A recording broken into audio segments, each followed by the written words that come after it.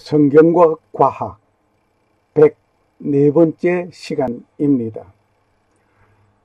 오늘 부력의 법칙을 공부해 보겠습니다. 마태복음 14장 25절에서 30절 말씀이 본문이 되겠습니다. 예수님께서 물 위로 걸으셨다고 하니 오늘 부력의 법칙에서 맞는 얘기인지 한번 우리가 따져보겠습니다. 부력의 법칙은 물체를 액체 속에 넣었을 때 물체를 중력에 의하여 위로 밀어 올리는 힘이 있습니다. 즉 물체가 물보다 무거우면 가라앉게 되고 물보다 가벼우면 뜨게 되는 것입니다. 이것이 부력입니다. 이 원리를 처음 발견한 사람은 아르키메데스라고 하는 사람입니다. 어느 날 임금이 왕관을 주면서 이것이 순금인지 아닌지를 확인하라는 말이 있었습니다. 그래서 그 말을 듣고 왕관을 들고 욕조에 들어갔는데 욕조 물이 넘치는 것을 보고 이 원리를 발견하게 된 것입니다. 그리고 이렇게 하면 물 위에 걸을 수 있습니다. 물에 발을 디딜 때 오른발이 빠지기 전에 왼발을 내디디십시오. 그리고 왼발이 빠지기 전에 오른발을 내디디시면 됩니다. 그런데 그렇게 해보십시오. 이론적으로는 확실합니다. 하지만 다른 발이 내디뎌지기 전에 발도 빠질 것이니 말입니다. 어떤 분은 또 이렇게 말을 합니다. 생각해 보십시오. 물 위에 걸어갈 수 있는가 말입니다. 지금 당신은 저 호수를 걸어서 건너가 보십시오. 그렇게 되면 내가 이 사건을 믿어보리이다.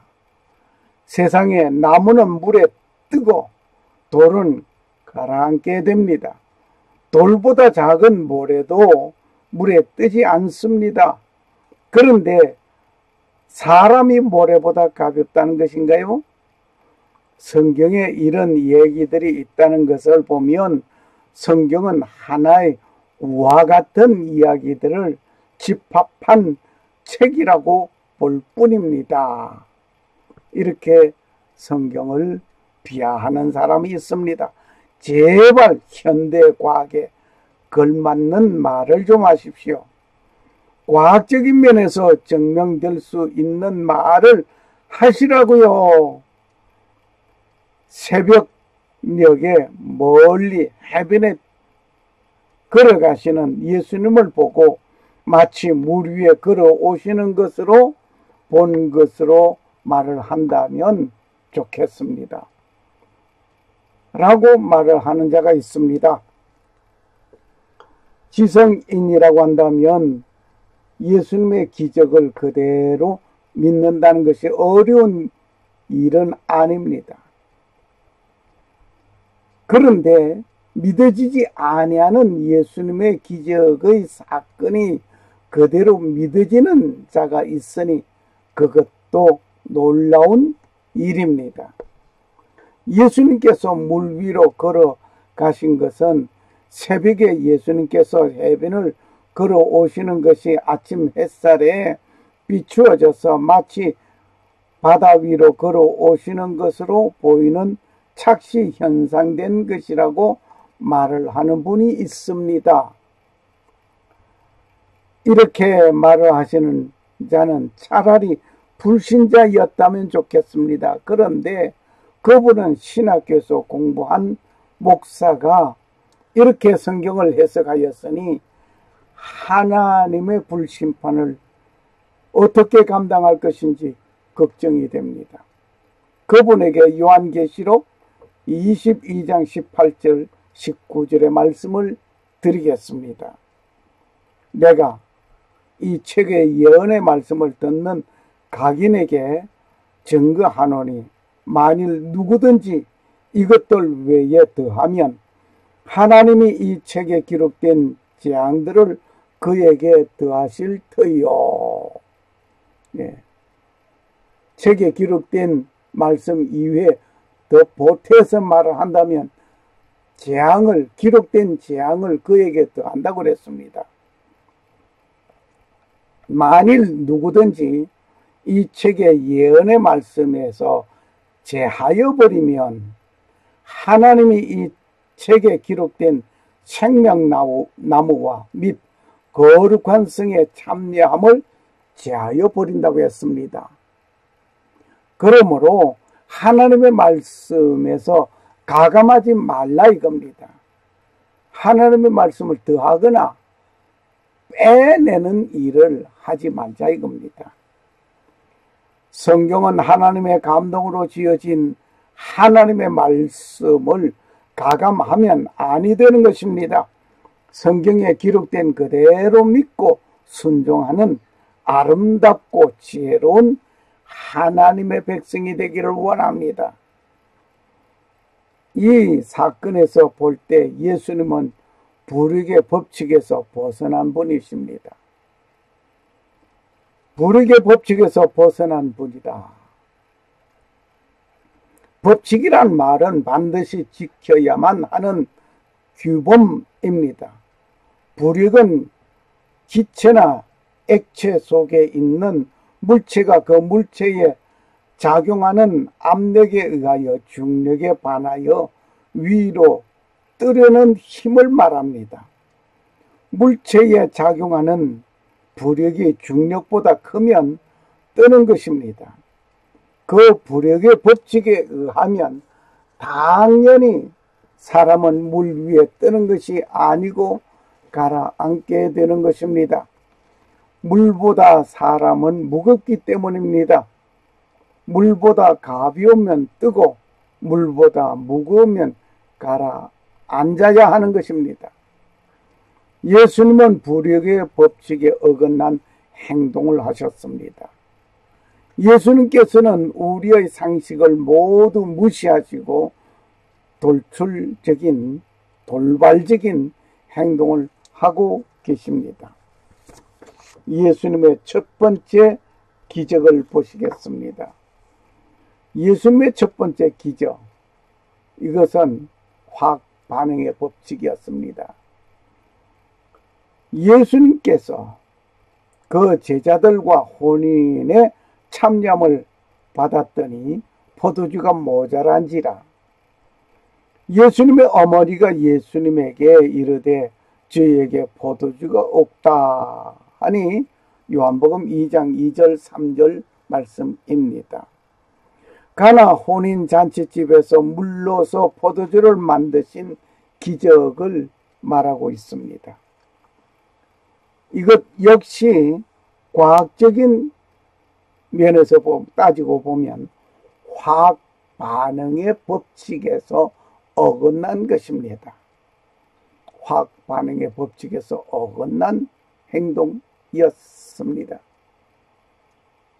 예수님의 첫 번째 기적 역시 인간이 생각해 보기에 인간 상식에서 벗어나고 과학 법칙에서 벗어난 행동을 하셨습니다. 예수님의 두 번째 기적을 보시겠습니다. 이것은 질량 보존의 법칙, 오병이어의 기적, 떡 5개와 물고기 2마리로서 장정만 5,000명을 먹였단 말입니다. 예수님의 두 번째 기적. 마태복음 14장 19절에서 21절의 이 기적은 사복음서에 모두 기록되어져 있습니다. 예수님께서 가라사대 갈 것 없다. 너희가 먹을 것을 주어라. 제자들이 가로되 여기 우리에게 있는 것은 떡 5개와 물고기 2마리 뿐이니이다. 다 배불리 먹고 남은 조각을 12바구니 차게 거두었으며 먹은 사람은 여자와 아이 외에 5,000명이나 되었더라. 마태복음 14장 16절에서 21절을 읽었습니다. 역시 예수님께서 두 번째 기적을 행하셨는데 그 기적, 떡 5개와 물고기 2마리로서 장정만 5,000명을 먹였었으니 대단합니다. 그런데 역시 이건 질량 보존의 법칙에서 비교해 보니 역시 이것도 문제가 됩니다. 질량 보존의 법칙에서 어긋난 행위를 하신 것입니다. 아니, 첫 번째는 그렇다 할지라도 두 번째 기적마저도 이것 질량 보존에 역시 장정만 5,000명이 먹을 수 있는 떡과 고기가 있어야만 한 것입니다. 그렇지 못하고 소년이 먹을 수 있는 양에 지나지 않는 것 가지고 어떻게 5,000명을 먹이느냐 말입니다. 질량 보존의 법칙에 벗어났습니다. 그리고 예수님의 세 번째 기적을 보겠습니다. 물 위를 걸어가신 기적이었습니다. 이건 역시 불력의 법칙이죠. 예수님께서 물 위로 걸어갔다. 여러분이 상상해 보시기를 바랍니다. 물에 발을 디디면 빠지게 됩니다. 왜? 물보다 사람이 무겁기 때문입니다. 밤 사경에 예수님께서 바다 위로 걸어서 제자들에게 오시니 마태복음 14장 25절 말씀이었습니다. 예수님께서 물 위로 걸어서 제자들에게 오시는 그 기적을 보았습니다. 물보다 가벼우면 떠야 하고 물보다 무거우면 깔아앉는 것이 원칙이었습니다. 그런데 이것이 그러지 못하고 물 위로 걸어갔다? 역시 이해가 됩니까? 한 발 빠지기 전에 다른 발을 옮겨 놓으면 되는 그것은 이론이었습니다. 다른 발을 옮겨 놓으면 된다는 것, 맞는 말이지만 실제는 그렇게 되어지지 않습니다. 이것 역시 과학적인 면에서 보면 부력의 법칙에서 어긋난 일이라 말입니다. 아니, 도대체 예수님은 첫 번째고 두 번째고 세 번째고 모두가 과학적인 면에서 볼 때 그 법칙에서 어긋난 행동을 하셨습니다. 예수님께서 행하신 행위, 기적마다 과학으로 비춰보면 모두 상식에서 벗어났습니다. 그런데 광야에서 예수님은 말씀하시는데 때가 저물어 갔거든요. 저물어 간 그때 정말 빈들이에서 이 많은 사람들에게 빵을 구하는 그 일은 사람으로서는 불가능한 일이었습니다. 인간으로서는 불가능한 일이 한두 번이 아니었습니다. 아브라함의 아내가 아기를 낳는다는 것은 인간 불가능했습니다. 그러나 아기를 가지었고 낳았습니다. 불말과 불수레를 타고 하늘로 올라갔다는 엘리야의 사건도 인간으로서는 불가능한 일이었습니다. 더 놀라운 것은 유대 민족이 그들의 나라 땅을 잃어버렸습니다. 유대 민족은 BC 586년에 세계 각지로 유리 방황하기 시작하였습니다. 최후의 주후 70년 예루살렘 멸망과 함께 국토 없는 민족이 되어서 온 세계 각지로 흩어졌습니다. 이들은 2534년 만에 독립국으로 자리를 잡게 되었습니다. 할렐루야. 1948년 5월 14일은 유대 민족이 독립한 것이었습니다. 그들의 수도는 예루살렘이 아니라 텔아비브였습니다. 텔아비브에 그들의 수도.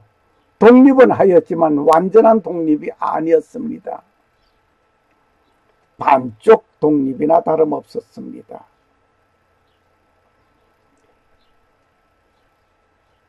2534년 만에 독립은 하였지만 예루살렘에 수도를 두지 못한 것이 역시 반쪽 독립이었습니다. 이스라엘이 독립한 지 70년 만에 2018년 5월 14일 이스라엘은 예루살렘이 이스라엘 수도로 인정받게 되는 놀라운 일이 되었습니다. 명백하게 미 대사관이 예루살렘으로 옮겨지게 되었고 또 트럼프 대통령이 예루살렘은 이스라엘 땅이라고 인정하였고 또한 예루살렘은 이스라엘 수도라고 공언하였습니다. 할렐루야. 트럼프 대통령, 미국 대통령, 지금까지 그 많은 대통령이 지나갔지만 이스라엘 수도를 예루살렘으로 인정한 분은 아무도 없었습니다. 오직 트럼프 대통령만이 인정했고 또 독립된 지 70년 만에 미국 대사관은 2018년 5월 14일 미 대사관이 예루살렘으로 이전하였습니다. 할렐루야. 예루살렘은 명백히 이스라엘의 수도임을 인정했습니다. 이는 현실을 받아들이는 그 이상도 그 이하도 아니고 사실 그대로이라고 말을 하였습니다. 인간은 불가능한 것이었습니다.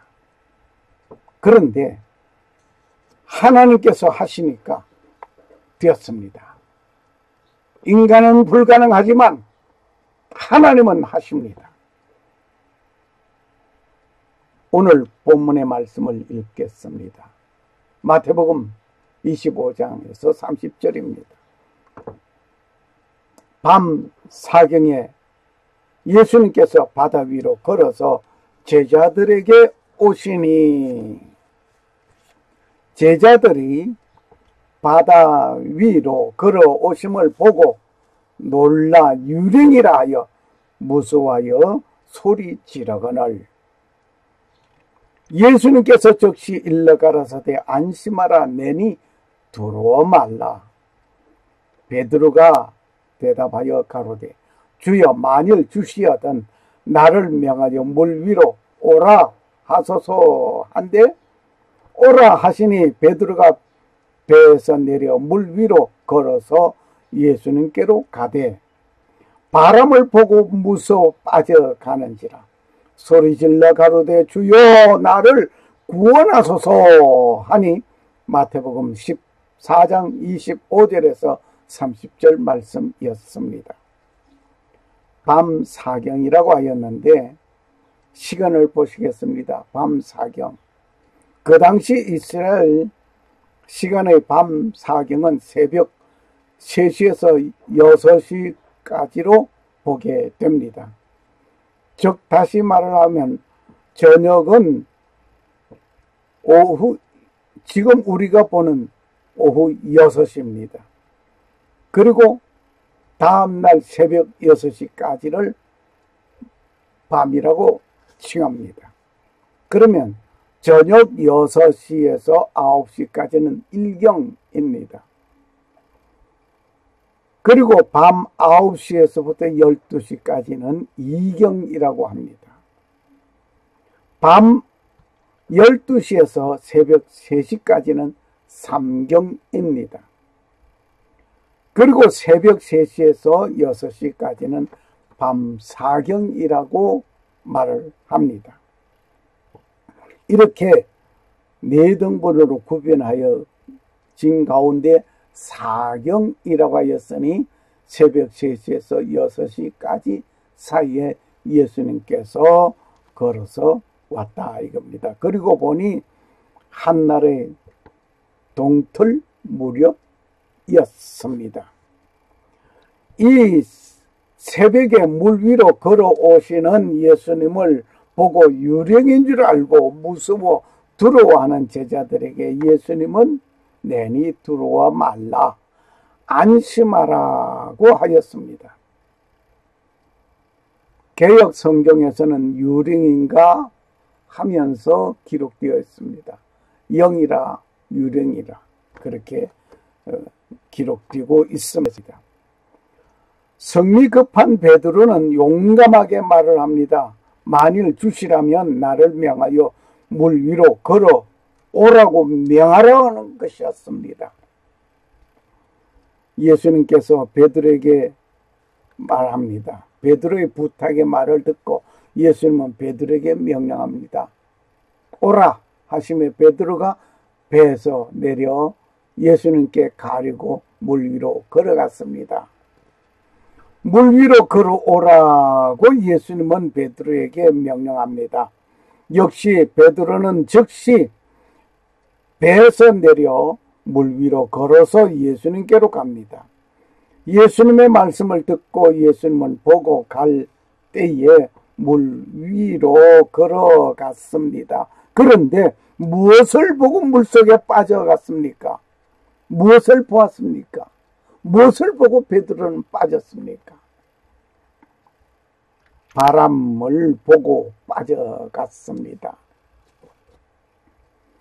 우리의 믿음 생활도 예수님의 말씀을 듣고 예수님을 보고 갈 때는 아무런 문제가 없습니다. 그런데 예수님을 보아야 할 자가 다른 것을 보면 아니 될 것입니다. 우리가 주님을 따라가는 믿음의 생활에 주만 볼 때에는 어떤 어려움도 잘 극복할 수가 있습니다. 그러나 닥쳐진 어려운 환경과 문제를 보면 베드로와 같이 그것에 빠지게 됩니다. 역시 베드로는 물속에 빠지면서 주님께 구원을 요청합니다. 항상 우리는 위험에 처해질 때가 있습니다. 그때마다 즉시 주님께 구원을 요청하는 믿음의 사람이 되어야 할 것입니다. 베드로만 물 위에 걸어가신 것이 아니었습니다. 예수님도 물 위로 걸어갔습니다. 예수님이 물 위로 걸어가는 것을 보고 베드로 역시 예수님처럼 걸어가고자 했습니다. 그래서 베드로도 물 위로 걸어갔습니다. 그런데 바람을 보고 빠져들어갔습니다. 오늘 예수님은 물 위로 걸어가셨습니다. 물 위로 걸어가신 예수님, 오늘 우리는 역시 놀라운 것을 발견하게 되었습니다. 예수님께서 첫 번째 사역한 거, 화학 반응의 법칙이라든지 질량 보존의 법칙, 분위기의 법칙, 어떤 과학이 말하는 법칙에서 모두 어긋난 행위를 한 것을 지금까지 우리는 보아왔습니다. 어떻습니까?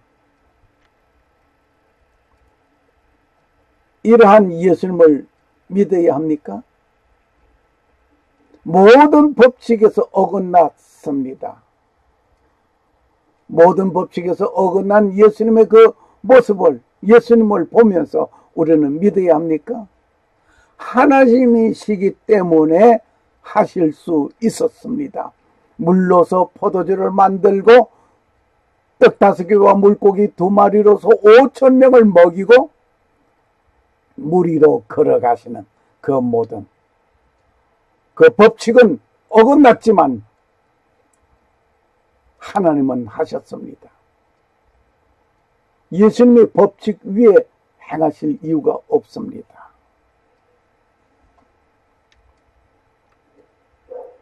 우리는 예수님은 과학 위에, 질량 보존의 법칙 위에 계시는 창조주 창조주이심을 우리는 믿습니다. 뿐만 아니라 질량 보존의 법칙뿐만 아니라 어떤 법칙이라 할지라도 상식 그 위에 있다 할지라도 예수님은 하실 수 있습니다. 법칙을 만드신 분은 과학자가 만들어 놨습니다. 역시 불의의 법칙에서 어긋난 행동을 하신 예수님이셨습니다. 질량 보존의 법칙 뿐만 아니라 어떤 상식이라 할지라도 예수님은 그 불의의 법칙 위에 계시는 분이었습니다. 그분은 과학 위에 계시는 분입니다. 그분은 불의의 법칙 이전에 계시는 분이었습니다. 불의의 법칙을 만든 자 이전에 예수님이었습니다.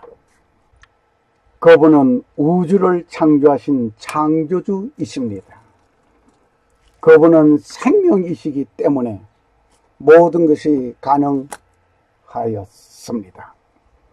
그 창조주가 죄를 범한 인간을 구원하시려고 이 땅에 오셨습니다. 죄로 인하여 죽을 인류를 구원하시기 위하여 번제물이 되시어 십자가에서 죽임을 당하였습니다. 이것이 하나님 아버지의 사랑이었습니다. 세상 죄를 지고 가는 하나님의 어린 양이었습니다. 지금 그분을 개인적으로 믿고 영접하고 만나시기를 소원합니다. 그분은 자기를 영접하는 자에게 영원한 생명을 주십니다. 그렇게 하시기 위하여 죽음으로 끝내지 않고 부활하셨습니다. 그의 부활하심은 우리에게 새 생명을 주시기 위한 것이었습니다. 우리의 처소를 예비하시려고 승천하셨습니다. 그분은 마지막 심판의 주님으로 만왕의 왕으로 재강림하실 것입니다. 더 이상 지체하지 말고 지금 이 순간 그분을 개인적으로 꼭 만나시기를 원합니다. 법칙과 이론에 어긋난 것이라면 이론은 틀릴 수도 있고 다시 실험하여서 교정하면 되는 것입니다. 그러한 것을 이론이 아니고 실상황에서 법칙에 어긋난 것이니 무엇으로 답을 내려야 하겠습니까? 과학도들에게 이 사건을 믿게 하는 방법이 무엇이겠습니까? 우직하게 하나님의 말씀이니 믿으라고 해야 합니까? 이 과학의 법칙에 벗어날 수 있는 분이 계신다면 누구일까 말입니다. 이 법칙을 정하신 분이 계시다면, 그 법칙을 벗어날 수 있는 분이 계시다면,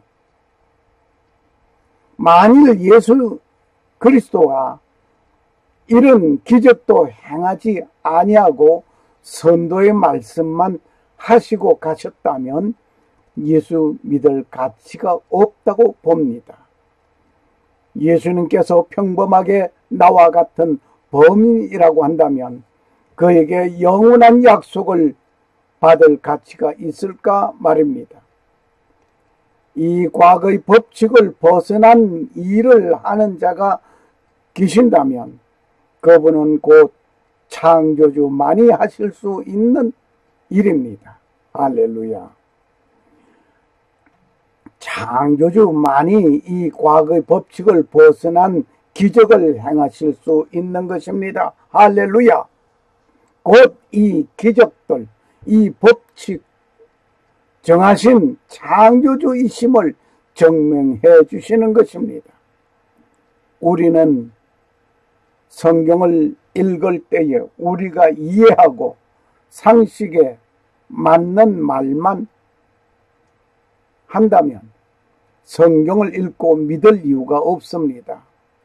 세상에 도덕적이고 교양 있는 서적들이 많이 있습니다. 그런데 성경에는 우리가 이해되지 않고 상식에 어긋나는 일들이 있는 것은 이 모두가 창조주 그분을 증명하고 있음을 여기서 보게 되는 것입니다. 예수님께서 이런 기적을 행하신 이유는 예수님께서 창조주이심을 믿게 하기 위한 것이었음을 우리는 여기서 보게 됩니다. 너희는 이런 일들을 황당하게 여깁니까? 예수님을 믿지 못하는 것으로 여겨집니까? 황당해서 못 믿겠습니까? 나는 이 기적 때문에 예수 그리스도를 나의 구주로 믿습니다. 할렐루야. 어떤 상식의 이해를 벗어나고 어떤 과학의 법칙에 벗어나신 분이 계신다면 지금 그분을 개인적으로 꼭 만나시기를 바랍니다. 그분은 우주 만물의 창조자이십니다. 그리고 우리의 상식을 뛰어넘어 역사하시는 분이십니다. 그분은 생명의 근원이십니다. 우리가 잃어버렸던 모든 것을 회복시켜 주시려고 오신 분이 십자가에서 죽으시고 부활의 본을 보여주셨습니다. 이제 그 하나님의 때를 기다려야 합니다. 하나님이 하시면 됩니다. 서핑 하시는 분들이 바닷가에 가서 서핑 보드를 탄다고 되는 것은 아닙니다. 이들은 서핑할 모든 준비를 하고 기다리는 것이 있습니다. 뭘 기다리겠습니까? 뭘 기다릴까요? 파도가 오기를 기다립니다. 오는 파도를 타고 내려오는 것입니다. 성도는 하나님의 때를 기다려야 합니다. 때를 잃게 되면 아니 됩니다. 서핑하는 분이 파도를 타는 그 오는 파도의 때를 놓치면 서핑을 못하는 것입니다. 때를 잃게 되면 아니 됩니다. 천년을 하루같이 하루를 천년같이 기다리는 이유는 무엇이겠습니까? 모두 구원 얻기 위한 하나님의 때입니다. 사랑하는 자들아, 죽게는 하루가 천년 같고 천년이 하루 같은 이 한 가지를 잊지 말자. 우리가 약속은 어떤 이의 더디다고 생각한 것 같이 더딘 것이 아니라 오직 너희를 대하여 오래 참으신 아무도 멸망치 않고 다 회개하기에 이르시기를 원하시느니라. 베드로후서 3장 8절 말씀입니다. 이제 구원의 때를 기다리는 자가 되기를 원합니다. 앞서도 말씀을 드렸습니다. 예수님의 그 모든 기적들은 행하신 것은 예수님께서 창조주이심을 믿게 하기 위한 것이었습니다. 하나님의 때를 기다려라. 하나님이 하시면 된다. 이제 그 창조주 하나님을 믿고 구원의 때가 이루어지시기를 원합니다. 그리고 하나님이 하시면 모든 것이 됩니다. 샬롬. 감사합니다. 할렐루야.